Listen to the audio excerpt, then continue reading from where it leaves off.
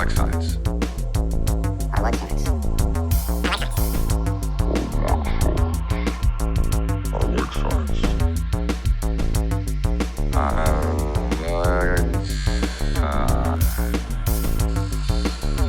What's up? Up? Science. We're back with another episode. See if we can get past 45 minutes with this one. Maybe, maybe not. We'll Uh, see. yeah, we've had 'Cause- some shorter episodes recently.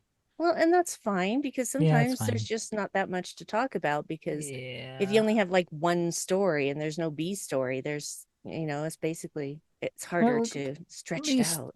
This one we have distinct A and B plots, so there's that. Yep, there is that. So yeah, hey everybody, welcome back to our Hey. ramblings. Back And to another random Star Trek episode.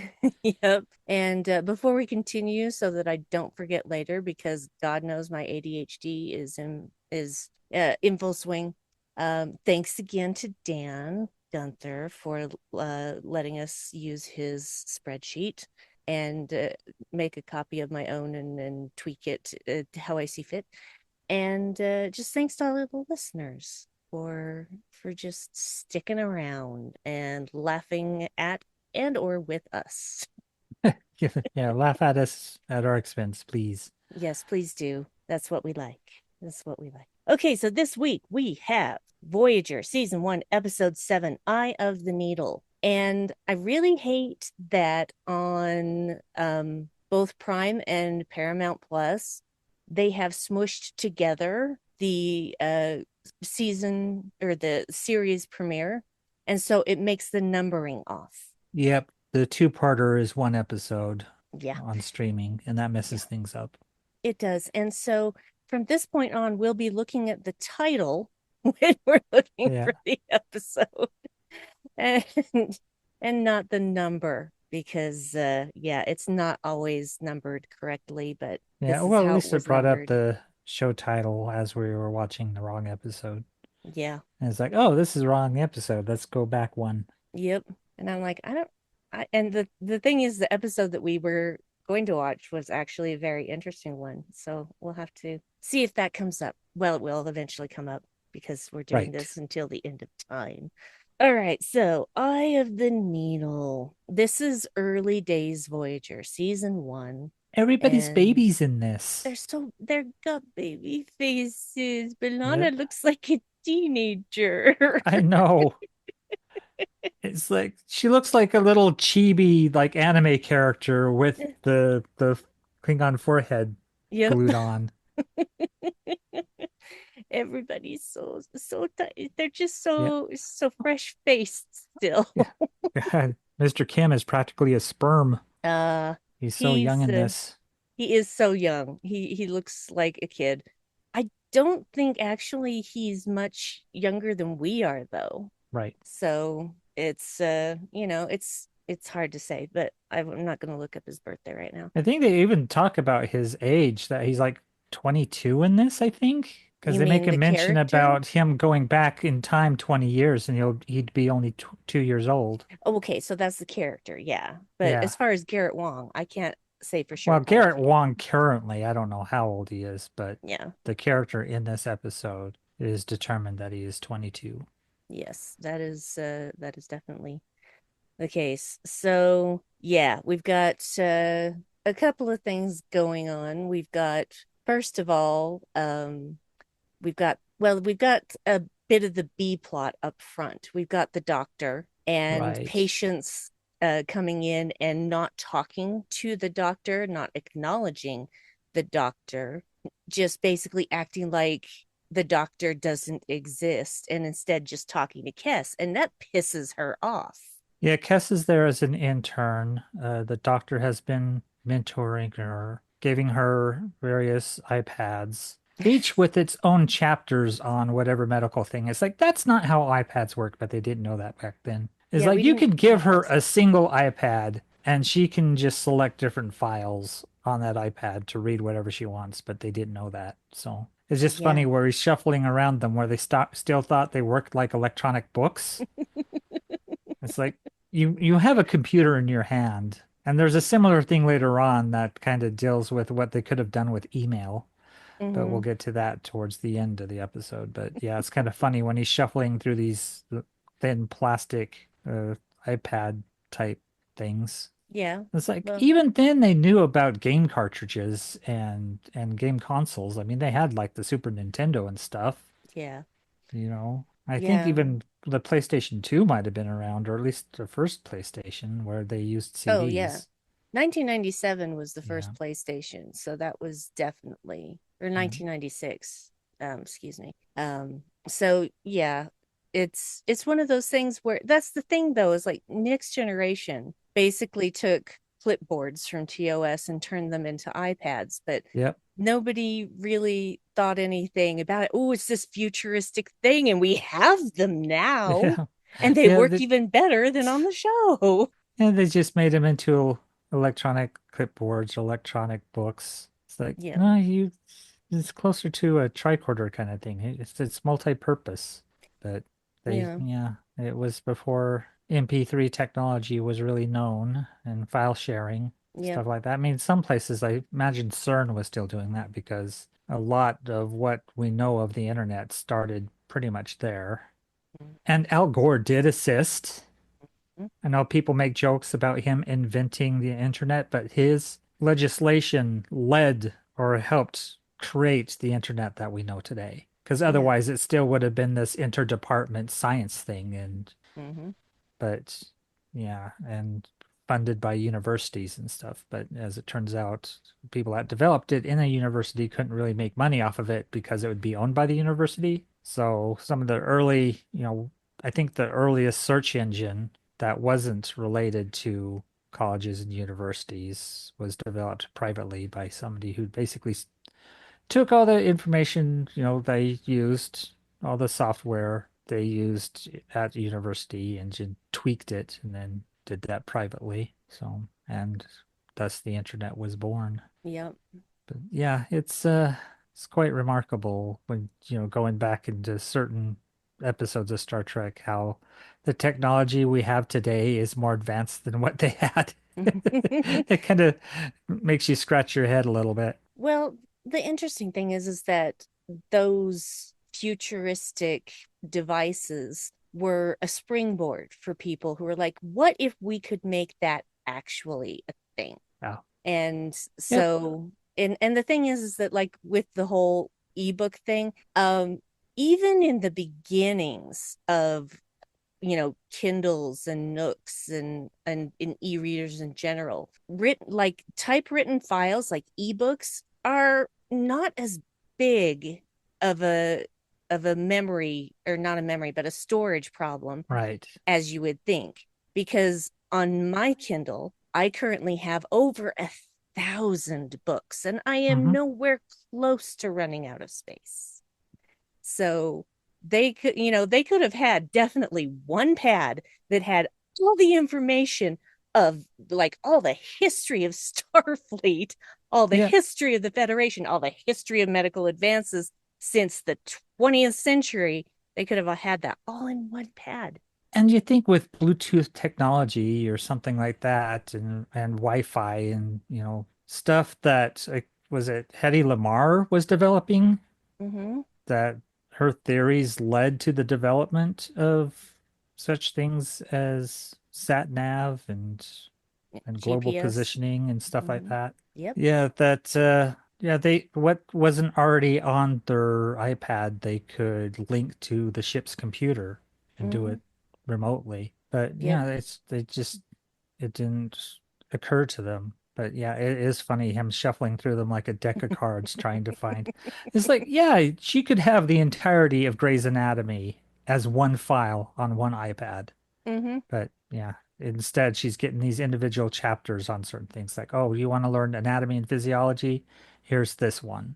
Well, judging by how he quizzed her later about certain things, I think it was more than just a chapter about anatomy. It seemed to Well, go pretty yeah. deep, but Oh, yeah, showing she's a fast learner. wanted to focus on the ear specifically, and he gave her something about the anatomy of the ear, and then quizzed her on it later about the membranes and the bones inside the ear.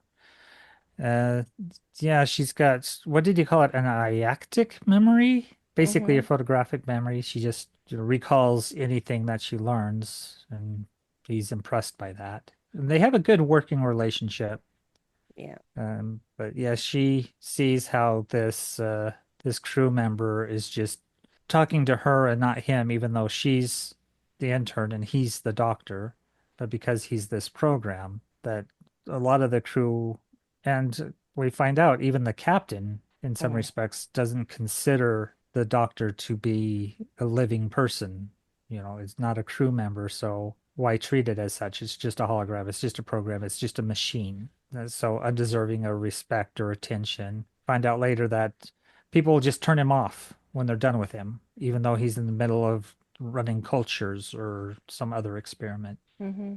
He's in the lab doing necessary things, and somebody will just come in and say, "Oh, thanks for the aspirin, bye," and then click, turn him off. Mm. Like the clapper, just clap twice and off he goes. And then the opposite's also true, where he has nothing to do, nothing left to do, and the last person that he sees doesn't turn him off. Yep, so he's And just wandering around, just going, yeah, what? just being Whatever, bored there's nothing to because do.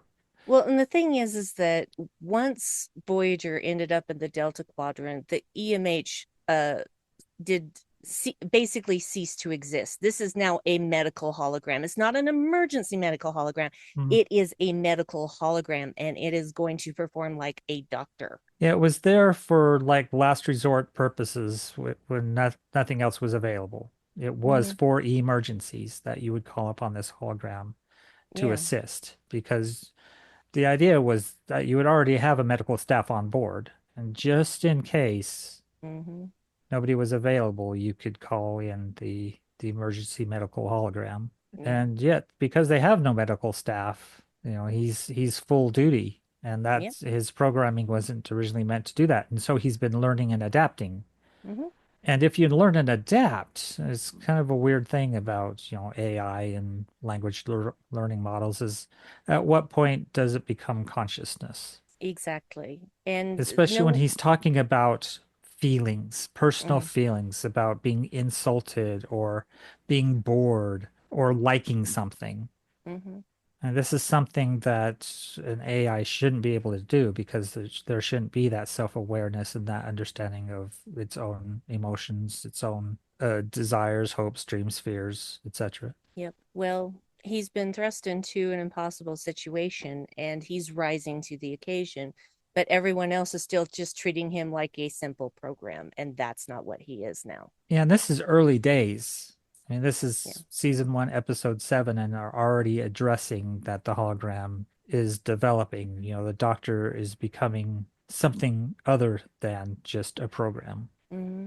And I appreciate that Kess is like, I'm gonna talk to the captain about this. She Yeah, doesn't she say that, recognizes it. Yeah. but she sees it, and she's Kess is rarely angry, but you can see how irritated she is by this guy just completely disrespecting the doctor. Yep. And so she takes it upon herself and goes to Janeway, and Janeway also is very kind of like, Hmm. you may think like, I mean, he may seem like he's alive, but he's a hologram, he's a program, etc., etc. And she's just like, no, he's more than that, and you need to listen to me. Yeah. And still Janeway is a little bit, well, I'll see what I can do. But when Janeway goes to talk to the doctor, she's still in that sort of, oh, I'm just doing this to pacify Kess. And then actually talks to the doctor and starts to realize, oh no, this is happening, this Yep. is happening. He is a he is a person at this Hmm. point, and he's going to continue to grow and express different feelings and emotions and learn a bunch of new things and become what he is by the end of the series and what he is now in present day, because that dude's going to be in Starfleet Academy. So, Right. which just tickles me pink. And because I adore Robert Picardo, he's fun, fantastic. And she actually sees it happening while she's talking to him. She starts to understand. She starts to see what Kess sees, and she starts to see what's going on. How the crew are treating him. And let's just finish off this part of the story Oh, anyway. there's still plenty to talk about with this Yeah. particular B plot because it's dense and it's important and it centers around a pretty central character in Voyager and an important one. As important, I think, Data is to Next Generation. I think the Doctor is to Voyager because you're Hmm. talking about what's it mean to be human, which is a very central theme in a lot of science fiction, especially when you're dealing with technology and the singularity and all that stuff, is that you see a hologram having grievances. Hmm. And that's not something that should happen. The emergency medical hologram should just operate, unless, of course, it's copying or emulating some kind of behavior, which is something that you should be able to address and adjust. And she even talks to Kess about reprogramming the Hmm. doctor to account for the increase in usage and also that he has no bedside manner because he's based on an actual person who has no bedside manner, that Yeah, he's Lewis gruff, Zimmerman. he's dismissive, he's just not necessarily all that charming, kind of full of himself. Hmm. And so you could see Kes being upset about that. And it was interesting also to see Janeway's surprise when Kes shows up on the door because that's not something Kes typically does. And so Janeway's like, huh? And then she asks her if she wanted something like food or drink because she was going to make herself some hot soup. And what was it? Spinach juice With with a bit a of bit of pear? pear. Ugh. Why? And I just don't care for spinach much, but yeah, it's a usual request. And Tom Paris introduced her to it. Yeah. It doesn't even seem like a Tom Paris kind of drink. I don't know. Apparently it's very healthy. Yeah, it's nutritious, I think they say. But yeah, you just see with the doubt on the doctor's face when Janeway's talking to him, because he just expects this to be, the standard, what's the nature of the emergency? Hmm. What's the nature of your medical emergency? And she's like, oh, I just wanted to talk. He's like, about what? And so he's already wrong-footed, he's not prepared to discuss these things. And Jane was saying, hey, you've got a lot on your plate. Is there anything we can do for you?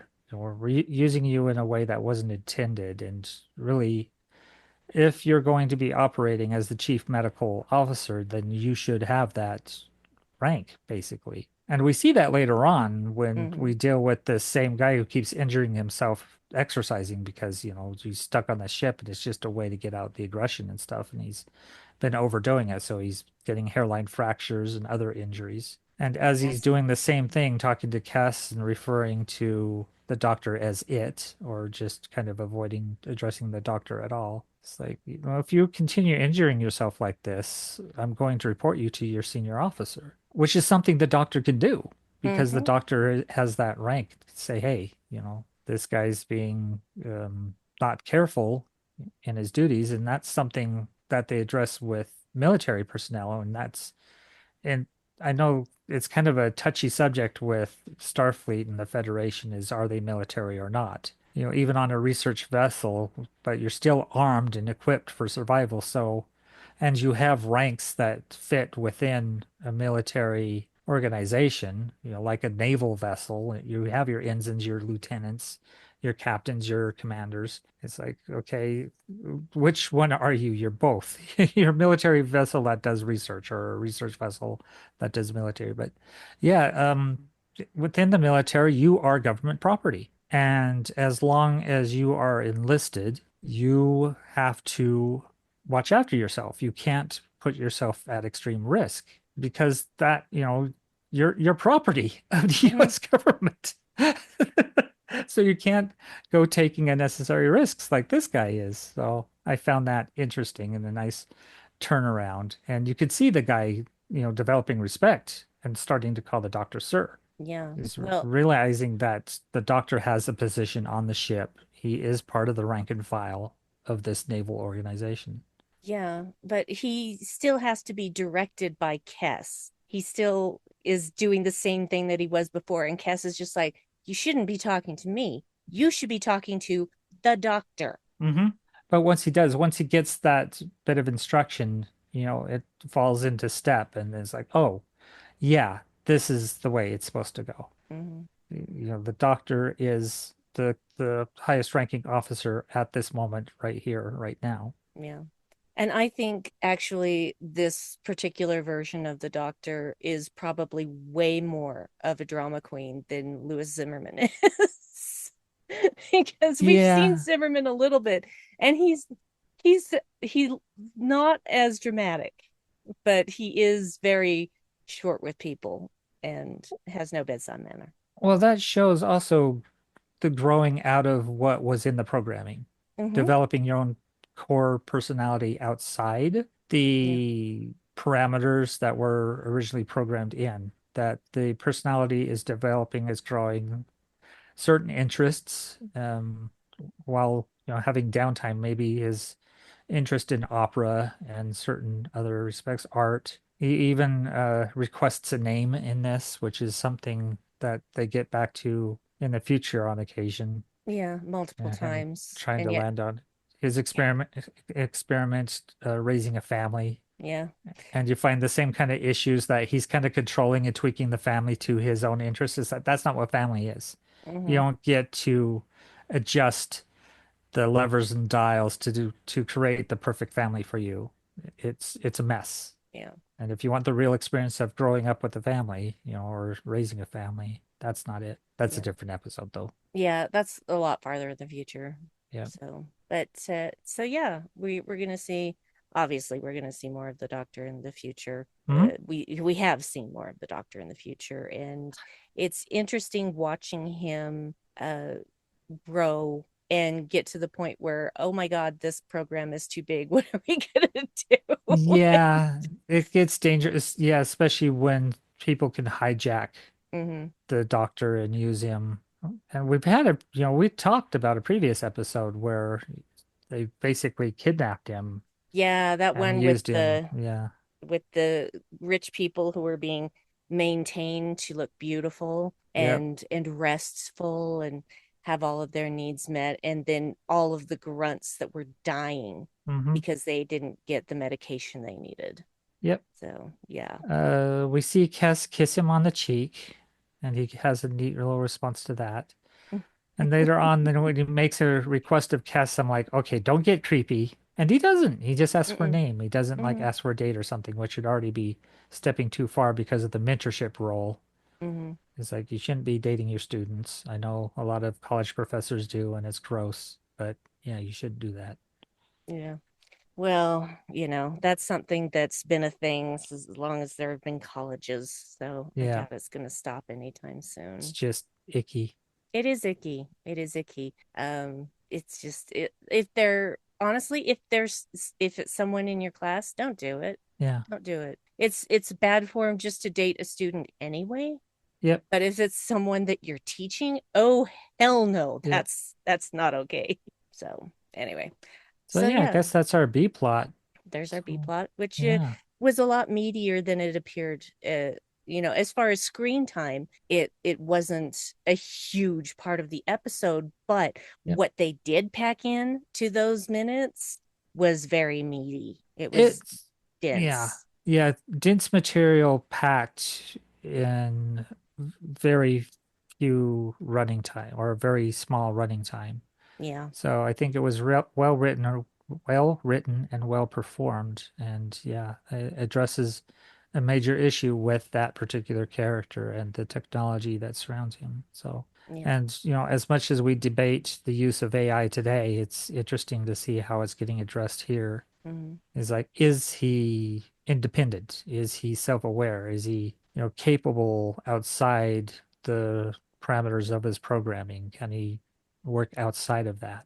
And can he be trusted to do so? Because, yeah, the one thing we didn't address, I think, is Janeway talking about giving him the ability to turn himself on and off and to decide whether or not he wants to be turned off if somebody deactivates him. He can refuse. And so if he's in the middle of some kind of experiment and somebody comes in to deactivate him, he can reject that request. Yeah. I think that's only fair. That's a pretty big step. It is, but honestly, I he should be treated like every other crew member. Yeah. Well, considering how early on this is, that is a leap of faith, a extension of trust. Mm-hmm. Because yeah, 7 episodes into the first season, it's like there's still some testing grounds regarding use of the emergency medical hologram for stuff that it wasn't originally intended. Yep. Yes. So let's talk about the big part, I The guess. big part, the eye of the needle part, The eye of the needle part. So they come across a subspace disturbance and they could be can't a really, wormhole. could be a wormhole. They can't find it. So they get closer and closer and they still can't find it. And then they find it and it's like this tiny little It's thing. itty bitty. It's It's so, like so what, little. just a few meters wide. If that, Yeah, if that. It's so small that they can't get a normal probe into it. right. They have to use But a microprobe. yeah, and so they're trying to figure out, okay, so this is a wormhole. They finally established that, but what's on the other side? And could it be a way to get back to the Alpha Quadrant? That's of course the main thrust of this entire series is getting back to the Alpha Quadrant. Yep, I want to go home. Yep. So, oh, it's only 30 centimeters in diameter. I wrote that down. Ah, I remember hearing meters, and I remember hearing the word three. So I was like, is it 3 meters wide? No, But 30 30 centimeters centimeters. in So it is diameter tiny. is very small. Yeah. And diameter is all the way across, Yes. while radius is halfway, from the center to the edge. Yes. So yeah, so yeah, 15 centimeter radius, 30 centimeter diameter. All right. To say nothing of the circumference, which they didn't discuss. But Which anyway. should be pi r squared, but that is a lie because pi r round. Yes. Pie are delicious. Oh no. Um, This is Little Caesars, then pi r it, squared. pie are squared. Yeah. Yeah, and Harry is the one who found it. Yep. So he's And Tom Paris even is puts nominating in him. a request, nominate if this works, that it can be the Kim wormhole. Yeah, the Harry Kim wormhole. Yep. So they decide, they can't obviously go through it, but they're still trying to find out where it empties out, I guess, is the way I think about it. So whatever goes through, where is it coming out at the Yeah. other end? As they can send So a signal through it if yeah. they know where it's going. So they send the little microprobe micro Micropope? microprobe. When did the Micronauts get religious? Hey, The you know, Micropope. it every few centuries they flirt with religion again and then they just go back to Right. The so quantum realm. the quantum realm. So so they send the microprobe in and it's going well and then it gets stuck because Yep. this is a wormhole that's in its last stages of decaying. And you And could just feel the excitement off Janeway because science. yes, science. Yeah, that she's like, this wormhole might have been here for centuries. Mm-hmm. And this collapse, its decay, is just getting smaller and smaller and smaller. It's like, how big was it? Like, long ago? Yeah, who knows? Yeah. Who knows? So yeah, the probe gets stuck in the eddy of the wormhole and just stays. It just doesn't move after that.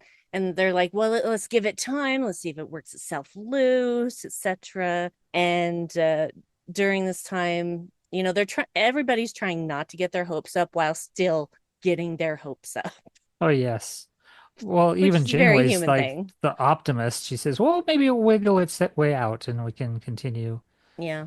to find the other side of it.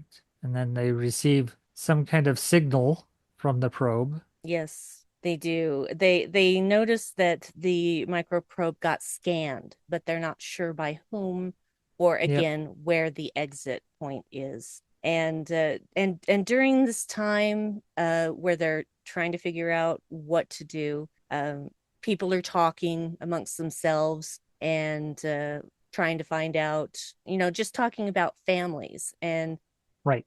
who is it that asked B'Elanna? I've already lost my It was mind. Kim. They're It was working side Kim. by Yeah. side. they're working together on this Yeah. wormhole thing, and so he's talking about his parents and how it would be good to see them, and he asks her about her family, and she says, well, I haven't seen my dad in a long time. He basically left when I was 5 and went back to Earth. And he says, well, what about your mom? So we never really got along. I think she's on the Klingon homeworld. Yep. So she feels like she doesn't have anyone to miss her Yeah, the except for, Maquis yeah, the Maquis is were her yeah, family. is her family, and they're all on board the Voyager, so all her Yeah. family's right there. Yep. So, and the thing is, this situation is just, it's hard because there's no way to keep your enthusiasm down. This is a possibility that after being lost in this quadrant, I mean, we don't know exactly how long it's been for them since they Right. got taken to the Delta Quadrant. We don't know if it's been weeks or months or a year. We don't know. And I can't blame them for the excitement over the possibility, just the possibility that they might be able to get home. Considering what's on the table later on in this episode, they address that they've already had an impact in the Delta Quadrant, that they've Mm-hmm. already affected people's lives, and changing their timeline could impact that. Yeah. And this is just 7 episodes in, so Mm-hmm. and that's just the episodes we see because there's always things that happen that we don't see that the crew is up to that, Yep. they just didn't think was worth having an episode Mm-hmm. covering. So, yeah. Yeah. They do establish that this wormhole empties out into the Alpha Quadrant. And there's so much technobabble in this episode. Like Yeah. so much. Especially when they're trying to connect a signal, to basically hail this vessel that scanned them. Mm-hmm. Because they send off and basically a harmonic burst is just the most basic message they could send, which was just, a series of notes or whatever, and then they had that returned to them.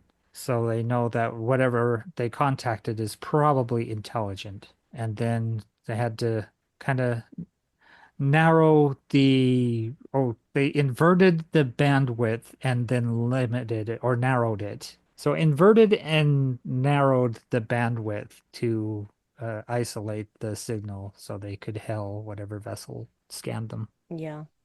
And they do finally make contact with a male sounding person who also sounds really paranoid and doesn't believe that he's talking to people in the Delta Quadrant. Yeah, well, we find out pretty dang quickly that he's Romulan, which explains Yeah, the paranoia because that's just the nature of Romulans anyway. that's how they're raised to be. They don't Yeah, need to be that way, but that's just the way always that, scheming. yeah, it's just, I don't know. Because the Romulans and Vulcans used to be one people, Yeah. and then the Romulans got huffy, I guess, and because they didn't want to be all logical, that seemed boring or whatever. But they split ways so long ago Yep. that they're pretty much, even though they have common ancestry, they're pretty much two separate species. Well, yeah, because one like super embraced logic and the other one didn't quite. Mm, So, didn't really at all. So yeah. So those no wonder Romulans they're can get paranoia testy. because, paranoia comes with not thinking very clearly. But this is an issue Star Trek has with their alien races, and it's the same issue people bring up regarding races in Dungeons and Dragons, Mm, is that they're treated like a monolith. mm. That the Klingons are aggressive, the Vulcans logical, the Romulans kind of paranoid and scheming and secretive, and The the Tellarites are Ferengi rude. greedy, Tellarites. Yeah, and then you get to the humans and then it's like, optimistic maybe? Hmm. Ooh, Optimistic's a good word. there's racing cars and sirens at the same time. I Hmm. know, right? Just, It's like you we've guys didn't hear got that, but it was a loud. Fast and Furious film taking place outside. Yeah, monolith. cultural monolith, and yeah, it gets a little old. And every once in a while, they'll upset the trope, and you'll have a Klingon that rejects the logic, but usually they're a little mad, or there's something wrong with them, or Tellarites that are kind, or Klingons that are a little more gentle, less aggressive. But typically they're one thing, and yeah, that's something you get with older versions of Dungeons and Dragons. It seems like something they've moved away from. I mean, even Baldur's Gate, you can move what your key abilities are. They're Mhm. not based solely on your race anymore. It's like, oh, you have a higher dexterity. It's like, no, I don't. I'm going to be stronger. Just like our Halson, the elf druid, who's a giant, Ooh, basically. Halson. I want to climb Halson like a tree. My Yeah, it's like a God. mountain man. Ooh, ooh, He's a big guy, he's which is sexy. funny because his strength isn't that high in the game. No, because he's a druid. Yeah, it's like you're built like that and your strength is like 10. What are we talking about? Yeah, yeah. The interesting thing is I think they take, they don't do the typical Romulan stuff because yes, they find out that this is a Romulan ship, but it's a science ship. Yep. And he's like the only guy on it.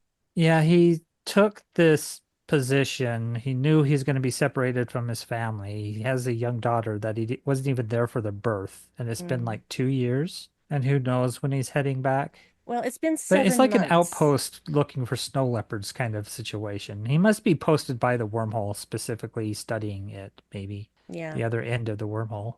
Well, and he said his daughter was 7 months at the time that they were talking. Right, So he said that she'll be over 2 years old before I see her again. right. So she was born, 7 months prior to this. And when you strip it down, this is a guy who misses his family Yep.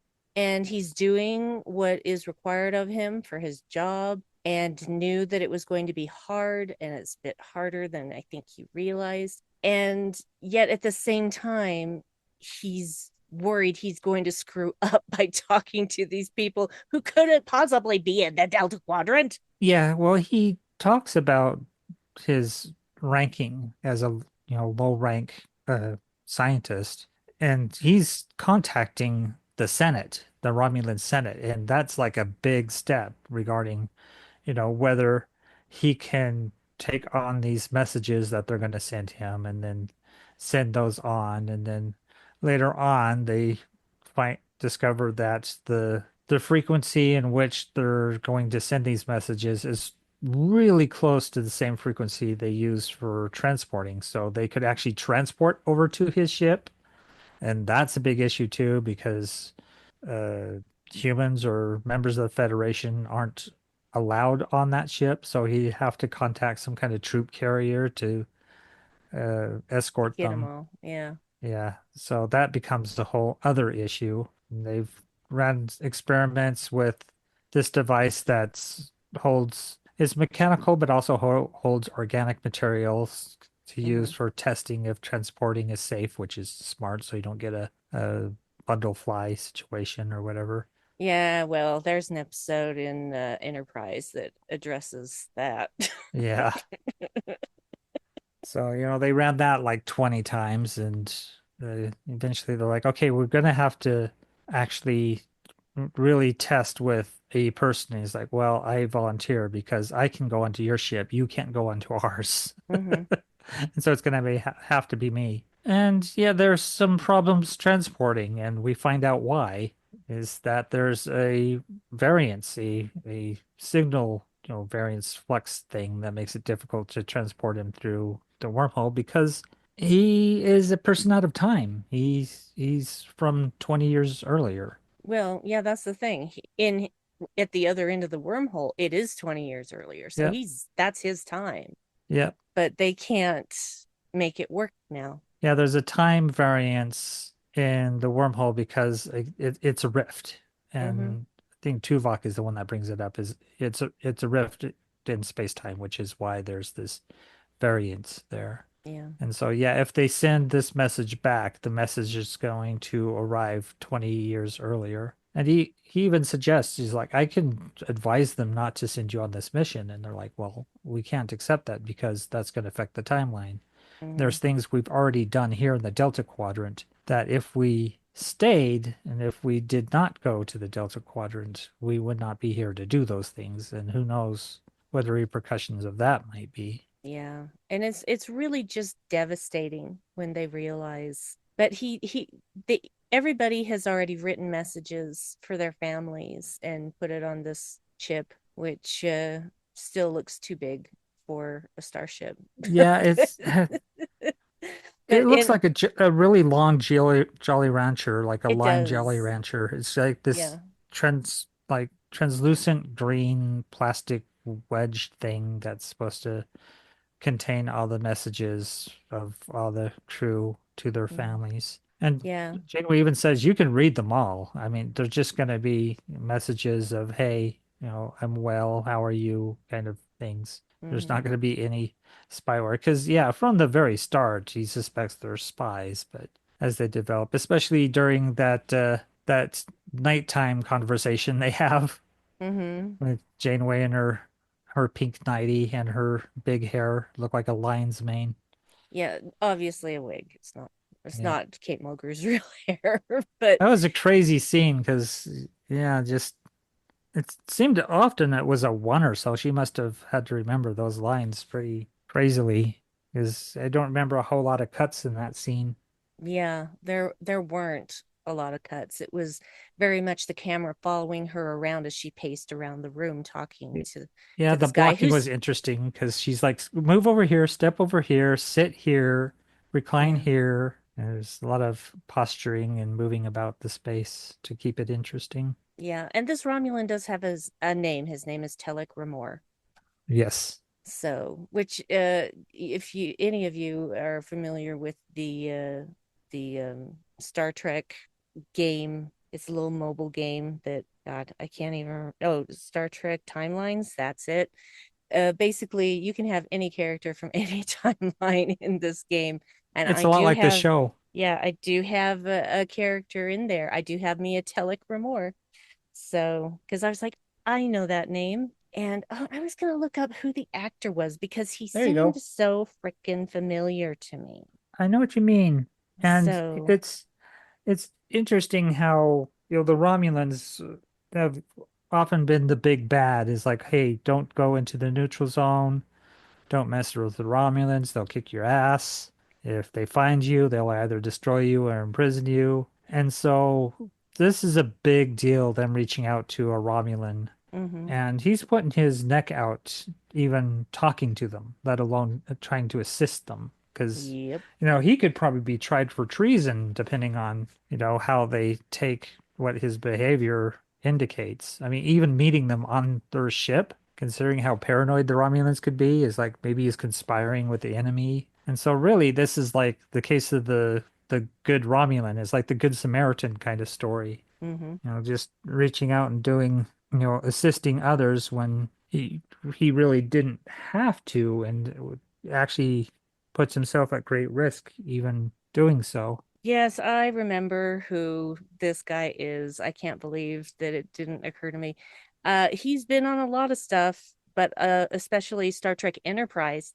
His name is Vaughn Armstrong. Oh, And right. yeah, he was also in things such as the Philadelphia Experiment. So One of your favorite films, I think. You like that yeah, movie? yeah. He's oh my God, he's been in everything. I'm just looking at this and I'm overwhelmed by how many things he's been in. So Vaughn Armstrong, good on you. And yeah, he's very versatile, obviously. Uh, this requires a lot of an actor, this role. Mm, yes. And he plays it very well because you have to be that reserved, that suspicious, but also there's that heart of goodness, and you're playing those two against one another. And so you get that conflict. Hmm.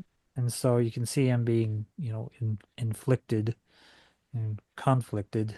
And even when he kind of shuts off, I guess, their communicate thing, and he kind of has this little shake of his head sort of thing after he like pushes this button in frustration. It's like, yeah, he's doing a lot Hmm. with having to do little because it's a lot like playing a Vulcan. There's only so much you can do with expression. Yeah, but he proved to be a good man, Yep. and but the devastation comes after they've sent all their messages and whatnot, and because Tuvok, of course, decided to do a little research and found out that Telek Remor died 5 years before he would have been able to give the messages to Yep. Starfleet and the Because, yeah, they Federation. still gave him the messages just with the promise that he would release them at the time they sent them, their time, which would be Yeah. 20 years later for him. Hmm. And he even made Janeway promise to meet should she ever return to the Alpha Quadrant. But he died 5 years earlier, and they don't know if the messages got sent. They don't know if he forwarded them to somebody else or left them in a will. This is when I brought up the email situation. Is like he could have stored it up in a computer, set up a scheduling prompt to release at this date. And that's all it would take. And that way, if he ever happened to forget, the computer would remember for him and just send those files, despite whether he was alive or dead. But Yeah. uh, but we don't know, and that's what we're left on is this unresolved. Did the messages get out? We don't know. Yeah. It was heartbreaking. Yeah, it's a heck of a way to end an episode, is spending all that time, all that effort to get these messages out, and then you don't know if it worked or not. Yeah. I'm going to guess it didn't work because I don't recall that being brought up again in the series. I could be wrong. I remember another episode where they found some kind of subspace conduit thing where they could send signals back and forth, and Oh yeah, yeah, that was yeah, towards the end of the series yeah, because but this is, that's how they got in contact with Starfleet, and yeah, they realized, "Oh, you're not dead. You're not lost. Well, you are kind of lost." And then they were working on trying to find a way to get them home. Actively working on that from that point yeah. on. So that makes this episode even more sad, is that Hmm. he failed. Yeah. As good as a man as he was, he still failed them because he died. He died Yeah. before he could send those messages. Hmm. It's a really actually very well done episode for season one of Voyager because like Deep Space Nine, like Next Generation, the first couple of seasons of Voyager were a little stumbly.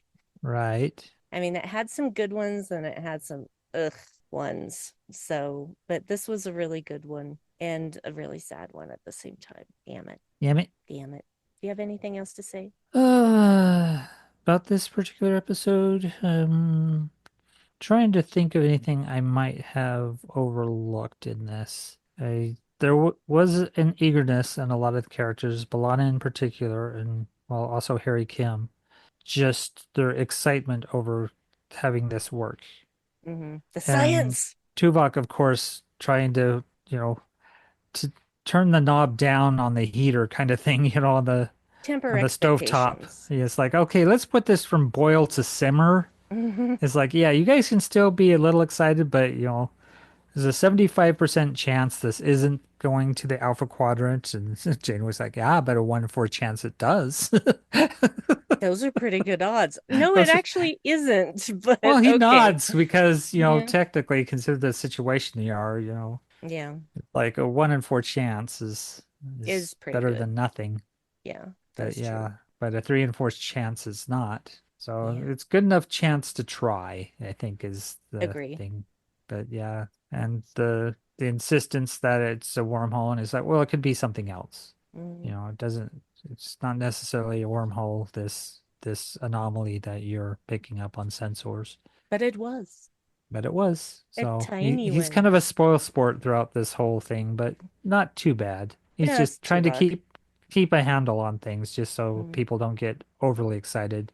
Because Yep, the more excitement they develop, the harder the fall when it turns out not to work. So yep. he's like, okay, let's, keep it, simple, keep it a little low key. We don't want to, put all our eggs in a basket sort of thing. Just Yeah. everybody handle this with the chance that it might not work. Yeah. Yeah. Good episode. Sad, but Yeah. good. Not a whole lot of Chakotay in this. He's in here, just doesn't do much. Yeah. Doesn't do much, but that I love it because Harry gets to do stuff. Yeah. That makes me happy. So usually he's just, standing behind a console and pushing buttons. Yeah, I like Janeway introducing the crew. It's like, okay, Yeah. this is engineering, this is security, this is operations. Yeah. So, uh, that is Eye of the Needle. That is Eye of the Needle.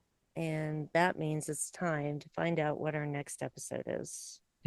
Exciting. Exciting, exciting. So let me bring up the spreadsheet. Thanks again, Dan. And just cuz, hi Tim and hi Patrick. Hope you're both well. All right. So here I am. It's She's taking a got moment to load. lights and color on her face like she's a hacker in a thriller movie. It keeps seeing the reflections of her screen on her glasses. Yeah, because I have to wear contacts and glasses now because Sh- I can't see anything. She went blue for a moment, like she I was in Blue did. Man Group. And now am I a little bit pinky purple right now? You're a little pinky. All right. Okay, here we go. So let's get the thingy up and ask the question. Give me a number. Actually, let's stop right It's there. like you went Cancel. into darkness there for a second. Okay, let's start this again because I All right. didn't say it right. Oh yeah, you gotta Um, word it properly, like a language learning model. Yeah, because if I don't put in the random part, it becomes trouble. Okay, so let's try this again. Give me a random number between 1 and 950. 888. Oh God. This is very exciting. This is Oh, very, very exciting. oh my goodness. What are we gonna have? What are we gonna have? What are we gonna have? 888, 888, 888, 888. 888 is a great number. 888 is Strange New Worlds, Season 2, Episode 5, Charades. And that's a Spock episode. Ooh. So, So this isn't our first Strange New Worlds, I believe. no, it is not. We have had another Strange New Worlds episode, which was what? Let me see here. Scroll backwards. No, no, actually. I'm scrolling too fast. Sorry, guys. Let's see. Discovery, Strange New Worlds 1. Nope. This is see here. Checking. No, this is our first Strange New Worlds It is episode. our first Strange New It Worlds. is. Okay, for some reason I thought we had done a Strange New Worlds before. Weird. Maybe Mm-mm. because we've been doing Bold to Go Yes. and we've been talking about episodes of Strange New Worlds, so it feels like we've covered them, but we haven't Yes. covered it in this show. So We have that's not. very exciting. It is exciting. I'm excited. So Crazy Get some Eights. new Trek up in there. Our first episode that's come up for Strange New Worlds and Yep. And you get a Spock episode. Spock episode right smack in the middle of season 2. Nice. So that's cool. All right. Well, Oh, is that the one where he becomes human? mhm, Oh, pretty sure. Pretty sure. fun. 900%, Yeah. 99.9%.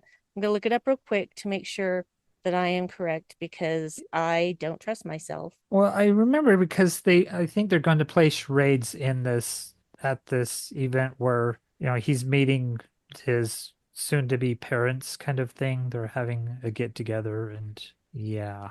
Yeah, give me a second. Just double checking. My eye is itchy.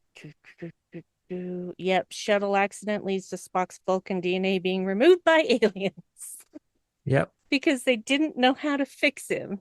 Just Yep. like, on that planet where the Telosians are. They'd never seen a human before, so everything works, but it's not Yep. all in the right place. So yeah, so that's the crazy one. It's really funny. It's fun to watch Ethan Peck basically run through the episode like a teenage boy Yes. because that's basically his mental capacity. Well, yeah, everything is fresh and new because he's Yep. got human senses and human experiences and Yep. yeah. So that's gonna be fun. Gonna be a good time. Dave, Yes. do you have anything you want to Oh, I should have come up with something before we started recording, but nothing really came to mind. well, let's Been just just pimp boldly go then.